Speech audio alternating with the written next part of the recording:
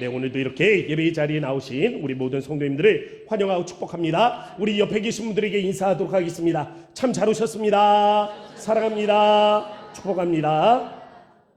네, 오늘은 말씀 시작하기 전에요, 그거 광고 먼저 드릴게요. 이 주보 받으실 때 꼭 요 안에 들어있는 거 있죠. 네, 이 설교 요약본 있잖아요. 거기에 보면 오늘은 빈칸이 좀 많아요.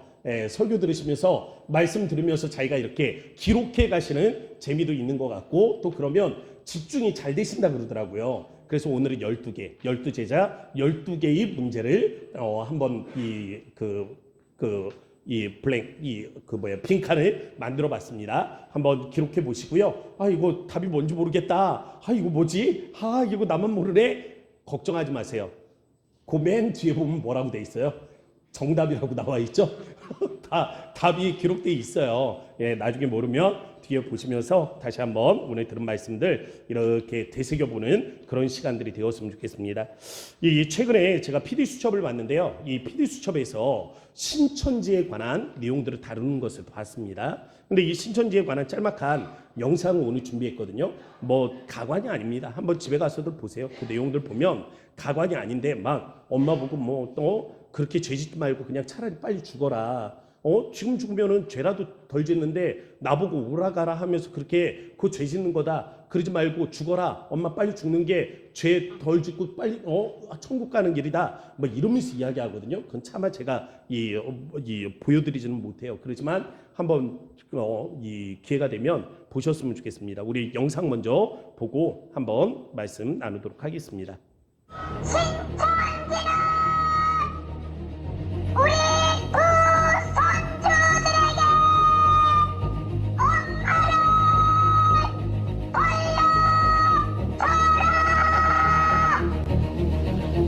외손자의 초등학교 입학식을 앞두고 딸의 귀가를 애타게 기다리는 한 어머니를 만났습니다. 그에게 차마 읽어주지 못하고 숨겨놓은 책들이 베란다를 가득 채우고 있었습니다.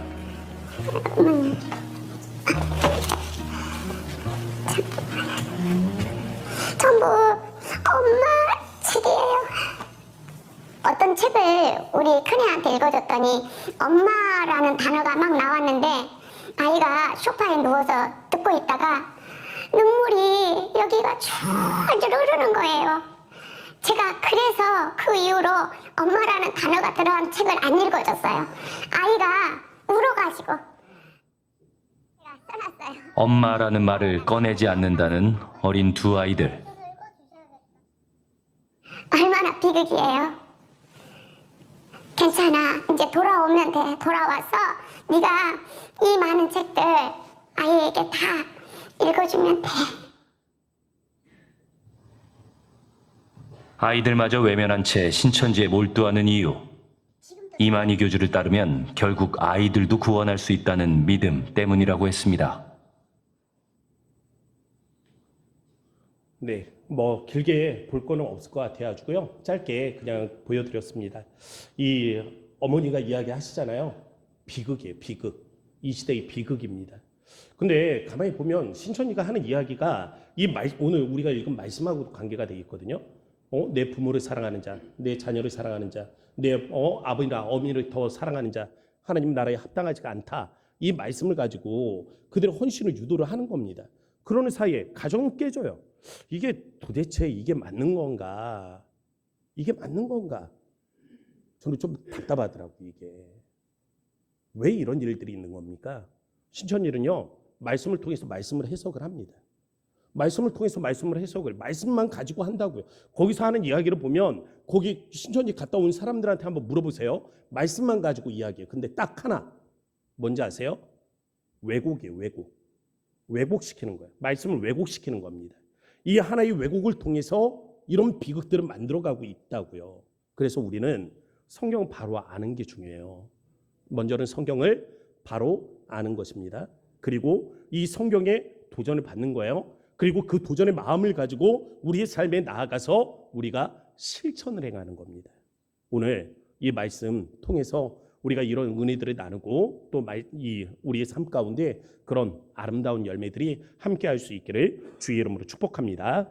자, 첫 번째 말씀의 제목은요, 이웃사랑이에요. 뜨겁게 사랑하라라는 제목으로 말씀을 드립니다.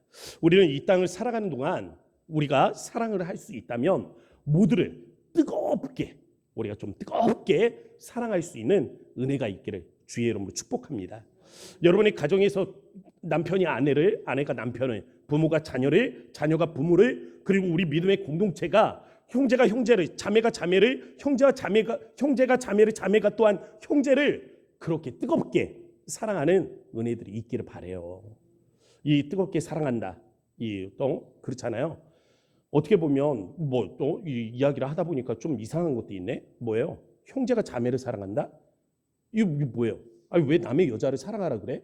아, 이 불륜 아니에요? 이거는 세상적인 거지. 교회 와서 이 말씀을 들으면서도 그렇게 생각이, 연상이 그렇게 된다는 것은 우리가 지금 이 성경적 사랑 안에 거하지를 못하고 이 세상이 말하는 그런 이 진짜 우리가 입에도 담지 못할 그런 이 찌그러지고 변형된 그런 사랑에 우리도 물들어 있다는 거 아니겠습니까? 우리가 이걸 바꿔야 돼요. 우리의 생각부터 먼저 바꿔야 됩니다. 가족을 우리가 사랑해야 되고, 친구를 사랑해야 되고, 교회 안에서는 믿음의 동역자들을 서로 사랑해야 돼요. 사랑하는데 뜨겁게 우리가 사랑할 수 있어야 된다고요. 예수님은요, 선지자들의 강령이라고 그랬습니다. 강령이 뭐냐면 강한 명령의 줄임말이에요. 강령, 강하게 명령했다. 선지자들이 강하게 명령한 이 말씀은 두 가지라 그랬습니다. 하나님 사랑과 이웃 사랑이에요. 하나님 사랑과 이웃 사랑인데, 사도 바울은 이를 통해서 이 사랑은 율법의 완성이다라고 말하고 있습니다. 우리의 가장 가까운 이웃이 누구입니까? 가장 가까운 이웃, 가족이죠. 가족입니다. 또한 이를 확대한다면요, 우리 믿음의 공동체, 어떻게 보면 가족보다도 우리가 더 자주 만나는 거 아니에요? 자녀들이 뭐 일주일에 한 번씩 못 보는 분들 많을걸요? 근데 우리는 일주일에 한 번씩 계속 만나고 있잖아요. 매일매일 보는 사람들도 있잖아요. 어떻게 보면 우리가 가족보다도 더 가까운 그런 사람들이잖아요. 가까운 이웃이죠. 또 여기에서 확대를 한다면 직장의 동료도 있을 거고, 같은 동네에 사는 이웃도 있을 거고, 또 뭐 사업차 만나는 뭐 여러 사람들도 있을 거고, 또 뭐 이래저래 만나게 되는 친구들도 있을 겁니다. 그런데 우리가 또한 간과하지 말아야 될 게 하나 있어요. 이웃 사랑에서 간과하지 말아야 할 중요한 하나의 대상, 누군지 아세요? 우리 자신입니다. 나요, 나를 사랑해야 된다고요. 예수님께서 이웃 사랑에 대해서 가르치실 때 핵심 키워드가 있어요. 뭐라고 말씀하셨습니까? 내 이웃을 내 몸같이 사랑하라. 자기 몸처럼 사랑하래요. 우리가 우리 이웃을 내 몸처럼 사랑해야 되는데, 만약에 내가 나를 학대하는 사람이라고 생각을 해보세요. 그러면 이웃을 어떻게 하겠어요? 학대하는 거죠. 근데 내가 나를 사랑한다면, 내가 내 몸같이 이웃을 사랑하는 거 어떻게 사랑하는 거예요? 그렇게 존귀하게 사랑하는 겁니다. 나를 존귀하게 대하는 것처럼 존귀하게 사랑하는 거고, 나를 소중하게 대하는 것처럼 우리의 이웃을 소중하게 대하는 거예요. 그래서 우리가 자기를 사랑할 줄을 알아야 된다고요. 나를 사랑할 줄 아는 사람이 이 이웃을 사랑할 수 있고, 또 나를 소중히 대하는 이가 가족을 소중히 대하게 될 겁니다. 한 남성이 있었습니다. 이분요, 한 가정의 가장이에요. 하나 여자의 남편이기도 하고 아이의 아빠이기도 했습니다. 그런데 매일매일 바쁜 거예요. 그래서 조금만 더 일하고 나서 이번 일만 끝나고 나면, 이번 일 끝나고 은퇴하고 나면 그때는 부인하고 같이 시간을 좀 보내야 되겠다, 이리 생각을 했습니다. 그런데 갑자기 아내가 세상을 떠난 거예요. 아내가 세상을 떠나고 장례를 마치고 돌아오는데 아이가 철없이 그냥 지하철을 뛰어다니고 있는 거예요. 그 아이를 바라보면서 그냥 넋을 놓고 가만히 앉아 있는 겁니다. 막 주변의 사람들은 야, 애를 저렇게 놔두면 되냐, 뭐하냐, 막 눈짓을 주고 뭐하고 하는데, 실상 이 사람은 오늘 아내의 장례를 마치고 돌아오는 거죠. 아이는 엄마를 잃어버린 슬픔조차 지금 자각하지 못하고 있는 그런 상황입니다. 이때 이가 깨달았어요. 어느 날 하려고 남겨둔 시간. 어느 날은 이렇게 해야지, 이렇게 해야지. 내가 이렇게 해줘야지, 저렇게 해줘야지 하고 남겨둔 그 시간 있죠. 그 시간은 결코 돌아오지 않는다라는 겁니다. 사랑은 그냥 우리가 마음속에 담아두면 안 돼요. 사랑은 표현을 해야 되는 겁니다. 공동체 안에서 우리가 함께 표현해야 되고 가족 안에서 우리가 함께 표현을 할 수 있어야 돼요. 우리는 종종 소중한 사람에게 가장 소홀히 대할 때가 있습니다. 소중하기 때문에 안다라는 거죠. 내가 그렇게 안 해도 안다. 그래서 가족을 사랑한다라고 하면서도 항상 가족에게 주는 시간은 남는 시간이에요. 남는 시간을 주잖아요. 가장 중요한 시간을 가장 소중한 사람에게 줄 수 있어야 돼요. 헨리 블랙컵이라는 이 리더십 학자가 있거든요. 이분이 우리에게 명언을 남깁니다. 소중한 것부터 먼저 해라. 소중한 것을 먼저 해라. 그러므로 오늘 여러분들이 사랑할 수 있다면 여러분들의 가족을 뜨겁게 사랑하시고 또 여러분들이 오늘 사랑할 수 있다면 여러분의 믿음의 형제들을 뜨겁게 사랑하는 은혜가 있기를 주의 이름으로 축복합니다. 자, 두 번째 말씀의 제목은요. 하나님 사랑해요. 더 사랑하라. 오늘 본문에는 재밌는 문장이 3개가 있습니다. 반복되는 표현이에요. 이 나보다 더 사랑하는 자라는 단어예요. 부모를 나보다 더 사랑하는 자는 합당치가 않다 그랬습니다. 자녀를 나보다 더 사랑하는 자는 합당치가 않다 그랬어요. 그런데 이번에 3번째 표현이 있죠. 이 3번째 표현은 좀 특별해요. 어떻게 특별해요? 자기 십자가를 지고 나를 따르지 않는 자도 합당치가 않다 그랬어요. 합당치가 않다. 자, 처음에는 부모라 그랬어요. 그리고 두 번째는 자녀라 그랬습니다. 그리고 세 번째는 자기 십자가를 지고 나를 따르지 않는 자는 합당치가 않다 그랬어요. 그럼 자기 십자가를 지고 나를 따르지 않는 자, 그가 누구를 말하는 겁니까? 그는 누구를 의미하는 거예요? 누구를 사랑하는 자입니까? 주님보다 누구를 더 사랑하는 자를 가리키는 걸까요? 자기요, 자기. 주님보다 자기를 더 사랑하는 자는 합당치가 않다라는 거예요. 부모를, 자녀를, 자기를 주님보다 더 사랑하는 자는 합당치 않다 했는데 그러면 어디에 합당하지 않은 겁니까? 하나님 나라에 합당치가 않다. 하나님 나라에 들어갈 수가 없다라고 말하는 겁니다. 제자들에게 요구되는 급진적 사랑에 대해서 지금 말씀하고 계시는 거예요. 자기 십자가를 진다는 것은 자기 사랑 있죠. 자기 사랑. 이 자기 애를 극복하는 거예요. 나르시시즘. 이걸 극복하는 겁니다. 자기 애는 어떤 거예요? 자기를 사랑하는 마음은 본능입니다. 본능이에요. 그건 본능이에요. 근데 우리가 본능대로 살면 반드시 따르는 결과가 있죠. 뭐예요? 죄의 열매예요. 이기주의를 한번 생각을 해보세요. 왜 이기주의가 나오는 거예요? 이것은 자기를 사랑하는 마음, 자기의 결과물이라고요. 교만은요? 교만은 자기 사랑의 극치잖아요. 자기를 너무 사랑하다 보니까 자기가 최고인 줄 아는 거예요. 결국 자기의 결말이 뭔지 아세요? 자기 사랑의 결말. 자기만 사랑하는 사람의 결말은 절망입니다. 왜 그렇습니까? 이건 우리가 다 경험하는 일들이에요. 자기밖에 모르는 사람들 주변에 하나씩은 있을걸요. 근데 자기밖에 모르는 사람들은 어때요? 대하기가 너무 힘들어. 가까이 하고 싶지가 않아. 스스로가 고립이 된다고요. 사회적으로 고립이 되는 거예요. 아, 저희는 그냥 만나면 지 자랑밖에 없어.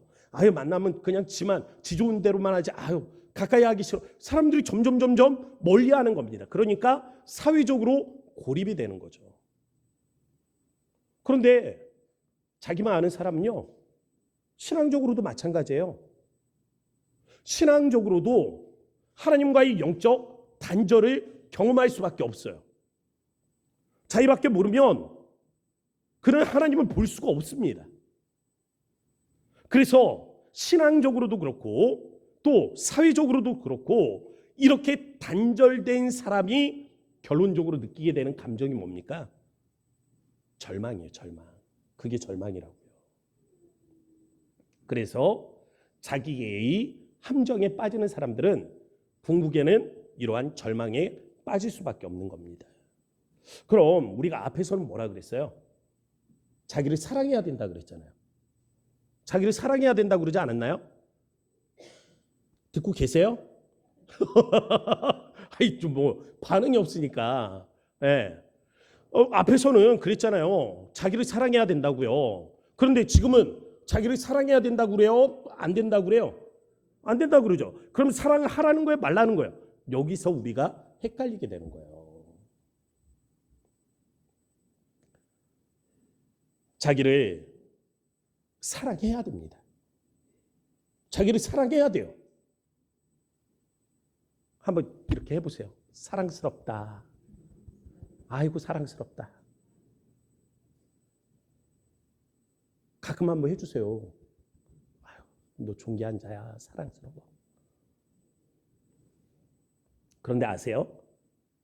자기를 사랑해야 돼요. 사랑해야 돼. 사랑해야 되는데 자기를 사랑하는데 딱 멈춰버리면 이웃을 사랑할 수 있어요? 없어요? 없죠. 가족이라도 그런 사람이 있어. 자기만 사랑하는 사람이 있어. 가족을 사랑하지 못하는. 자기만 원해. 자기 건강만 또 챙기고 자기 좋은 것만 하고 그래서 가족들은 돌보지 않는 그런 사람이 있다니까요. 있어. 왜 이렇게 되는 거예요? 자기 사랑에 멈춰버린 거예요. 자기에 멈춰버린 거예요. 거기에 멈추면 안 돼요. 어떻게 해야 돼요? 자기를 사랑해야 되지만 자기 몸처럼 뭐 해야 됩니까? 이웃을 사랑해야 된다고요. 그런데 이웃을 사랑하는데 멈춰버리면 안 돼요. 이웃을 사랑하는데 멈춰버리면 우리가 눈에 보이지 않는 하나님을 사랑할 수가 없다라고요. 자기를 사랑하는 데서 나아가 이웃을 사랑해야 되는 것처럼 우리가 눈에 보이는 주변의 사람들을 사랑하는 것처럼 거기에서 나아가 살아계신 하나님을 더 깊이 사랑하는 마음을 가져야 하는 것입니다. 성경은 지금 이걸 말하고 있는 거예요. 오늘 본문은 자기보다 예수님을 더 사랑하는 행위를 십자가에 죽는 것이라고 말씀하고 계세요. 자기 사랑을 대해서 뭐라고 말했어요? 자기 십자가를 지고 나를 따르지 않는 자라 그랬어요. 그럼 반대로 자기 십자가를 지고 예수님을 따르는 삶은 뭐예요? 자기를 극복하는 거예요. 나보다 누구를 더 사랑하는 거예요? 주님을 사랑하는 거예요. 예수님은 세 가지 사랑에 대해서 말씀을 하셨죠. 부모, 자녀, 그리고 자기예요. 이 세 가지입니다. 근데 이 중에 어느 것도 포기하기는 쉽지 않을 거예요. 그렇지만 포기해야 된다면 절대 이거는 포기할 수 없다라고 말하는 게 뭐겠어요? 결국에는 자녀입니다. 자녀. 뭐 부모 그래야 된다면 할게요. 자기 그래야 된다면 하겠습니다. 근데 자녀는요 늘상 시험이 돼요. 자녀를 포기하라 그러면 시험이 찾아온다고요. 보통 이 말씀을 접하는 분들이 가장 많이 고민하는 게 뭔지 아세요? 나는 내 자식을 그럼 번제물로 드릴 수 있는가? 하나님 앞에 번제로 드릴 수 있는가? 내가 내 자녀보다 주님을 더 사랑한다면 내 자녀를 주님 앞에 번제로 드려야 될 텐데 야 이거 할 수 있나?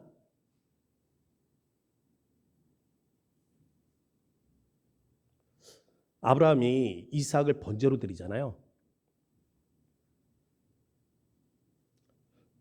이 아브라함이 이삭을 번제로 드리는데 이 주님을 자녀보다 더 사랑하는 게 그렇게 자녀를 번제로 드리는 거라고 생각하는 경우들이 많이 있습니다.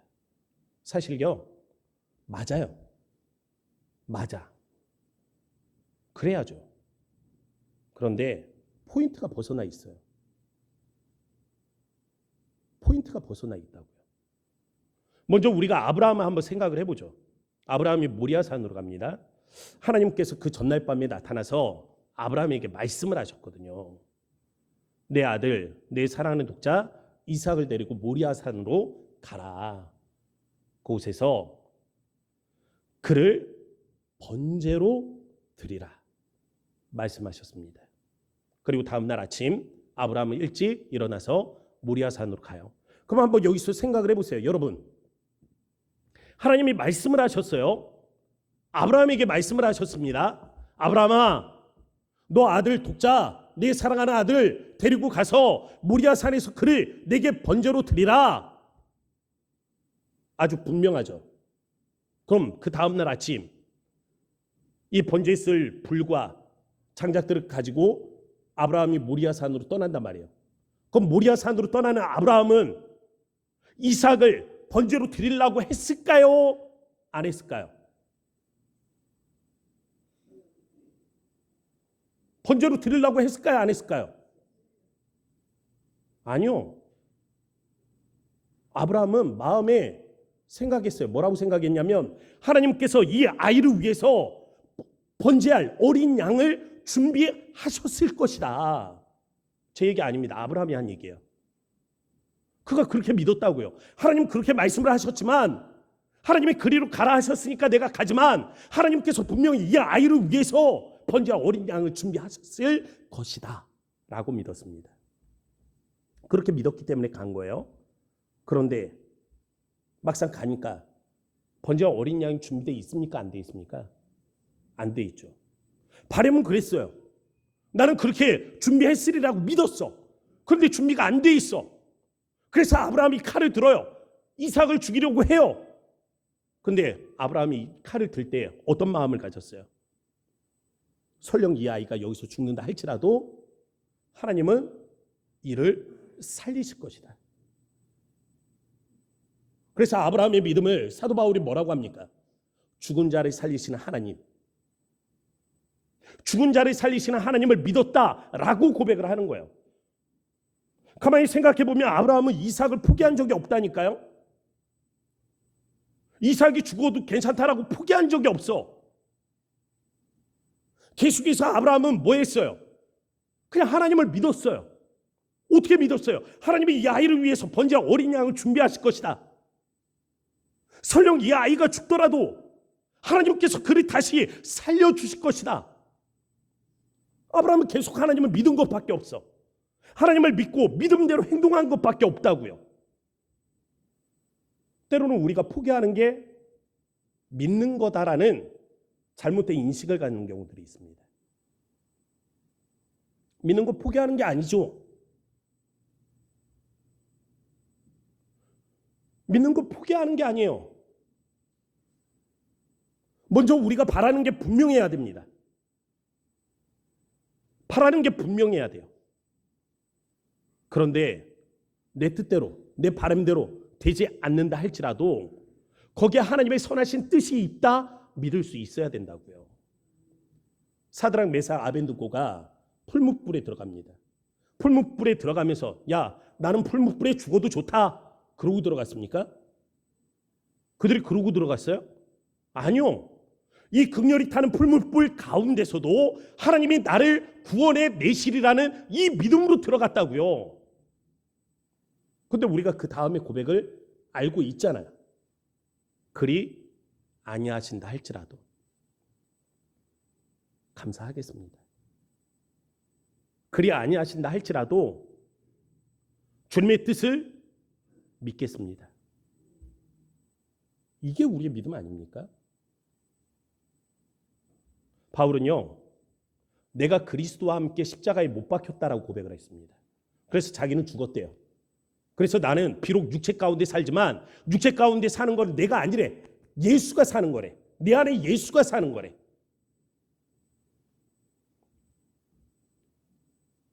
나는 죽고 예수로 사는 거. 이게 어떤 삶인지 아세요? 사도 바울이 그 다음에 고백을 해요. 갈라디아서 2장 20절 후반절만 읽어보도록 할게요. 같이 읽겠습니다. 시작. 나를 사랑하사 나를 위하여 자기 자신을 버리신 하나님의 아들을 믿는 믿음 안에서 사는 것이라. 아멘. 어디 안에서 사는 거예요? 믿음 안에서 사는 거예요. 믿음. 믿음 안에서 사는 거예요. 나보다 하나님을 더 사랑하는 것은 내가 십자가를 지고 이 십자가를 지고 예수님을 따르는 삶은 뭐예요? 믿음 안에서 사는 거예요. 믿음 안에서. 그럼 이 믿음은 뭐예요? 하나님께서 나를 사랑하사 자기 몸을 버리신 그 사랑을 믿는 믿음. 하나님이 나를 사랑하신다라는 그 믿음. 그 믿음 붙잡고 사는 겁니다. 그래서 세 번째 말씀의 제목은요, 원수 사랑이에요. 불가능을 사랑하라 라는 말씀의 제목입니다. 그럼 이쯤에서 우리가 한번 물어봐야 될 것 같아요. 여러분, 하나님을 사랑하십니까? 아멘. 제가 먼저 했나요? 하나님을 사랑하십니까? 자, 그럼 여러분의 형제도 사랑하세요? 가족을 사랑하십니까? 요한 1서 말씀은 우리에게 이렇게 가르쳐주고 있어요. 하나님은 사랑한다고 하면서 형제는 미워하는 사람, 그는 뭔지 아세요? 거짓말쟁이에요. 거짓말쟁이. 하나님을 사랑한대, 근데 형제는 미워하는 사람, 그는 거짓말쟁이, 가짜 믿음이다라고 이야기합니다. 이유가 뭔지 아십니까? 아니, 눈에 보이는 형제도 다 사랑하지는 못하는데, 아니, 눈에 보이지 않는 하나님을 사랑한다라는 것이, 이거 믿을 수 있겠어요, 여러분? 그래서 사도 요한은, 야, 그거 거짓말 아니냐? 지금 그렇게 이야기하는 거예요. 그런데 사실 우리가 한번 돌이켜보자고요. 가족 다 사랑스럽습니까? 저는 진짜, 이건 진짜예요. 이 자식놈이 하나 있는데 사랑스럽습니다. 아주 사랑스러워요. 근데 어느 순간에 그렇게 미워지더라고요. 그냥 다 필요 없어. 막 이런 마음이 들 때가 있더라고요. 솔직히 인간적으로. 그렇게 사랑스러운데도. 근데 여러분 가족을 다 사랑하세요? 여러분의 가족 형제들을 다 사랑하십니까? 지금 꼭 하나 걸리는 놈 하나 있죠. 걸리는 분이 하나 있을 겁니다. 예, 있어. 누구나 다 있어요. 교회 공동체도 마찬가지 아니에요? 교회에도 오면 반가운 사람들이 있잖아요. 권사님, 반가워요 하고 인사하지만 또 돌아서면서 아이씨 하고 가는 사람이 있잖아요. 이게 우리의 현실 아닙니까? 우리가 하나님을 사랑한다고 그러면 아멘이에요. 우리가 형제를 사랑하냐고 묻는다면 아멘입니다. 그러나 모든 사람들을 사랑하냐라고 묻는다면 걸리는 누군가가 있단 말이에요. 그럼 우리 주변에 있는 사람도 이렇게 다 우리가 사랑하지는 못하는데, 그게 우린데, 근데 우리 주님이 우리에게 하신 특별한 말씀이 있죠. 뭐예요? 내 원수를 사랑하고 너를 핍박하는 자를 위하여 뭐 하라고요? 기도하라. 아니, 사실 가족도 다 사랑하지는 못하는데 원수 사랑, 이게 가당키나 합니까? 개인의 노력이나 아니면 어떤 희생을 통해서 할 수 있는 일이 아니에요, 이건. 오직 우리가 복음 안으로 들어갈 때 그때 가능해집니다. 자신에게 해를 입힌 사람을 용서하는 것은 진짜로 힘들다고요. 근데 그 피해가 극심하면 극심할수록 더 용서하기가 어려워집니다. 용서하고 잊어버리는 거 있죠? 이거는 어떻게든지 할 수 있어요. 야, 용서해. 잊어. 용서하고 그냥 잊어. 그래야 네가 살 수 있어. 네가 살 수 있어. 그래야 네가 사는 길이야. 생각해보면 그 사람은 원망하는 일 때문에 내 생활이 제대로 되지도 않아. 그래, 빨리 잊자. 억지로라도 잊을 수는 있어요. 그런데 사랑은 불가능합니다. 잊을 수는 있지만 사랑은 못한다고요. 상처가 깊을수록 가능성은 더 희박해지겠죠. 다만 우리가 복음의 빛 안으로 들어갈 때 가능한 것이 원수 사랑입니다. 복음은요, 뭐예요? 우리가 하나님께 나아가는 게 아니에요. 하나님이 우리에게 다가오시는 겁니다. 하나님과 우리의 관계를 생각을 해보면 피해자가 누구예요? 하나님이 하나님. 우리의 죄악 때문에 하나님께서 피해를 입으셨다고요. 그런데 우리에게 누가 다가오셨습니까? 피해자 대신 하나님이 먼저 다가오신 거예요. 예수 그리스도를 통해서 먼저 다가오셨다고요. 하나님과 우리가 원수가 되었을 그때에 우리의 관계를 회복하기 위해서 하나님이 먼저 우리에게 다가오시는 거예요. 죄가 하나님과 우리 사이의 관계를 갈라놓았죠. 하나님에게 우리를 벌할 권리가 있습니다. 하나님은 우리를 거부할 권한이 있으세요. 하나님은 우리와 관계를 단절할 권리가 있어요. 그렇지만 그럼에도 불구하고 자기 아들을 이 땅에 보내셨고 우리와의 화해를 도모하셨다라는 겁니다.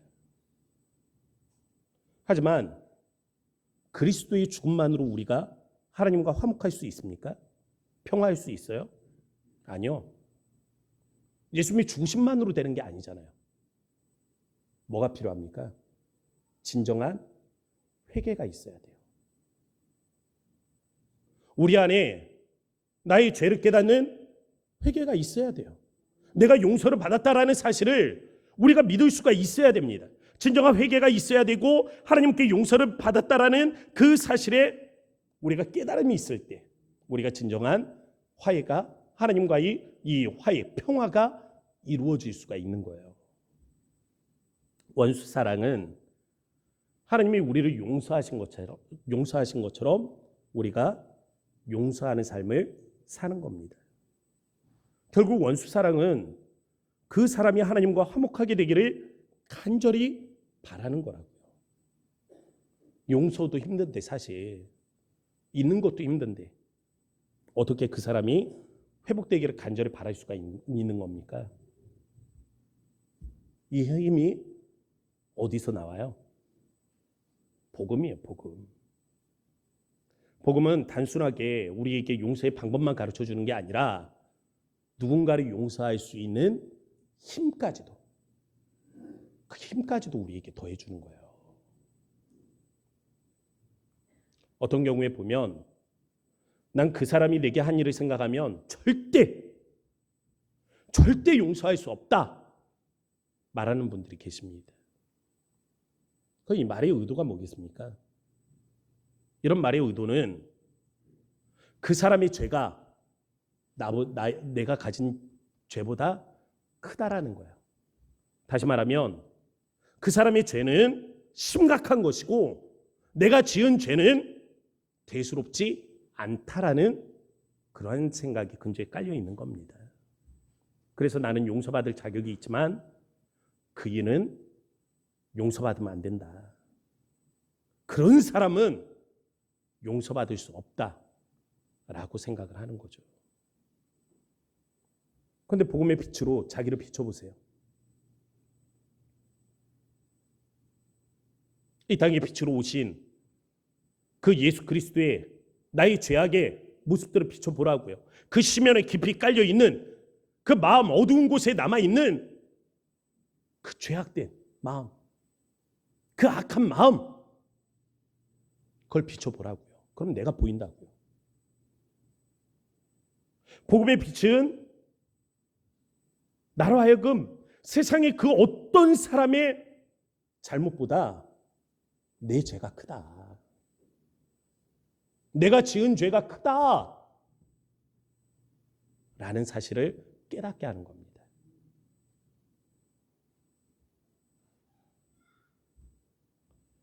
그럼에도 불구하고 복음은 우리에게 용서를 강요하는 건 아닙니다.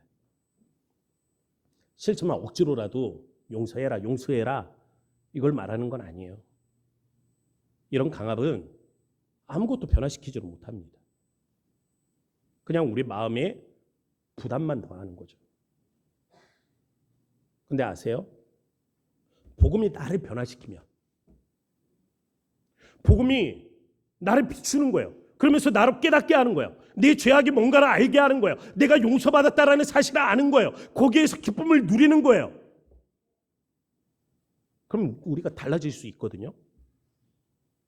이 변화에서 우리가 누군가를 용서하는, 누군가를 사랑하는 삶의 태도의 변화를 갖게 되는 겁니다. 오늘 순교자 기념주일이에요. 누가 어떤 순교의 삶을 살았는가, 뭐 이런 역사들을 이야기하면서 여러분들에게 그런 순교자의 삶들을 우리가 본받아서 나아가자라고 말할 수 있지만, 저는 오늘 이 본문을 통해서 이 말씀을 드리고 싶었던 겁니다. 우리에게 필요한 것은 순교 정신이에요. 그리고 이 순교 정신을 가지고 선교적인 삶을 살아내는 것입니다. 그런 순교적인 삶이라는 게 뭐냐? 나보다 주님을 더 사랑하는 거죠. 나보다 주님을 더 사랑하는 자는 뭐예요? 나를 십자가에 못 박는 거예요. 자기 십자가를 지고 주님을 따르는 거예요.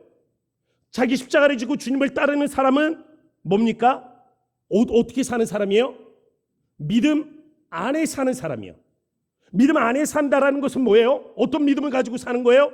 하나님이 나를 사랑하신다라는 믿음을 가지고 사는 것입니다.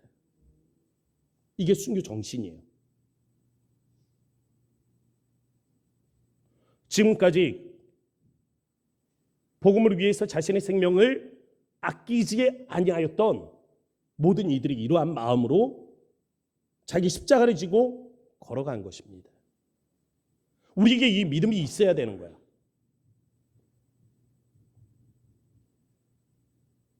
그렇다면 선교적인 삶이라는 것은 무엇입니까? 복음이 우리에게서 밖으로 뻗어 나아가는 거죠. 이 하나의 방향성을 가지고 밖으로 번져 나가는 겁니다. 그럼 밖으로 번져 나아갈 때 이 복음은 누구에게 흘러가겠어요? 먼저는 가까운 사람들에게 흘러가겠죠. 그런데 가까운 곳에서 그 다음은요, 먼 곳으로 흐르게 되는 겁니다. 가장 가까운 곳에서 가장 먼 곳에 이르게 하는 것이 선교적 삶이에요. 우리 마음의 땅끝,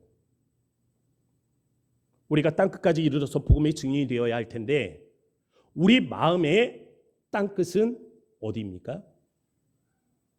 원수 사랑이에요. 우리 마음의 땅끝.